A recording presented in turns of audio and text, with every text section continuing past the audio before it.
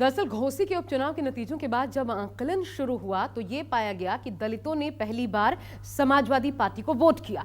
लेकिन ये वोट सिर्फ समाजवादी पार्टी का है या फिर इंडिया गठबंधन का, इसको लेकर नई बहस शुरू हो गई। साथ ही कयास लगाए जाने लगे कि 2024 में ये दलितों का वोट आखिर किधर खिसकेगा।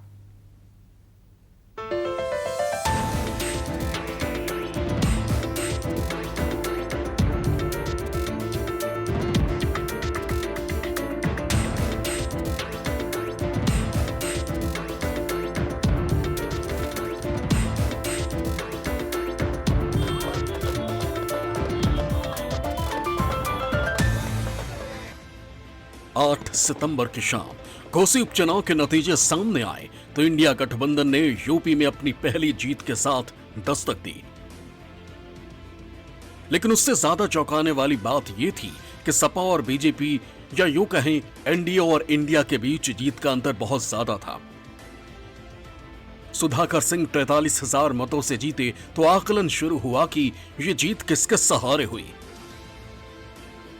नतीजों के बाद पता चला कि दलितों की आबादी वाले गांवों में सपा को भारी बढ़त मिली, यानी दलितों ने पहली बार समाजवादी पार्टी को वोट दिया और वो भी खुलकर।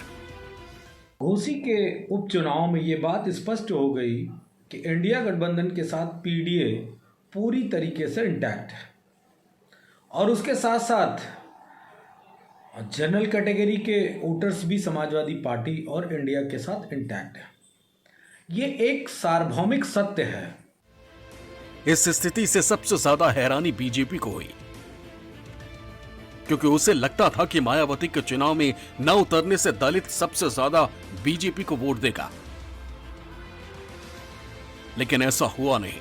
ऐसे में बीजेपी को फिर से अपनी रणनीति पर मंथन करना पड़ रहा है। घोसी उपचुनाव में पार्टी की पराजय का हम लोग मीमांसा करेंगे, उसका विश्लेषण करेंगे, कहां कमी रह गई उस कमी को ढूंढेंगे और उसको हम दूर करेंगे। कौन से वोट हमको नहीं मिलेंगे, जरूर उस मीमांसा में शामिल होगा। दलितों के इतने सारे वोट समाजवादी पार्टी को कैसे मिले, इसको लेकर जानकार ये मानते हैं कि जिस तरह से स्वामी प्रसाद मौर्य ने सामंतवाद और सनातन पर हमले किए, इसके अलावा काशीराम की मूर्ति के अनावरण से लेके समाजवादी पार्टी के मंच तक उसका जिक्र किया, उसकी वजह से दलित सपा की तरफ आकर्षित हुए और उसका नतीजा घोसी के उपचुनाव में जीत के तौर पर भी सामने आया। सवाल ये भी है कि क्या ये पूरी तरह से सच है या फिर दलित इसलिए सपा प्रत्याशी की तरफ गया क्योंकि चुनाव शुरू होते ही कांग्रेस ने सपा को समर्थन का ऐलान किया और धीरे धीरे ये चुनाव सपा भाजपा का नहीं, एनडीए बनाम इंडिया का हो गया। भारतीय जनता पार्टी को उम्मीद थी कि 2014 के बाद से जिस तरीके से दलित वोटों का आकर्षण उनकी ओर हुआ है, उसका फायदा उन्हें मिलेगा, जो नहीं हुआ। घोसी में समाजवादी पार्टी ने बहुत योजनाबद्ध तरीके से दलितों पर काम किया। बहन जी होती तो दलित उनकी ओर जाता, बहन जी नहीं थी, समाजवादी पार्टी ने काम किया, दलितों का झुकाव उनकी ओर हुआ। फिलहाल दलित वोट बैंक के लिए अखिलेश पूरा जोर लगाए हुए हैं। पीडीए भी इसी का हिस्सा है, जहां पिछड़ा दलित और मुस्लिम का गठजोड़ तैयार किया जा रहा है। घोसी का उपचुनाव उसका परीक्षण था जो कामयाब रहा और बीजेपी के लिए झटका, क्योंकि अगर दलित बीजेपी से अलग हुआ तो 50% वोट शेयर की कल्पना नहीं की जा सकती।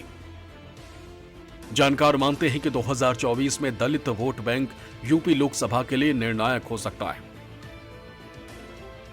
ये जो समय है वो दलित वोटों के निर्णायक होने का इसलिए भी होगा क्योंकि अभी दलित नेतृत्व की सरकार उत्तर प्रदेश में दिखाई नहीं पड़ रही है।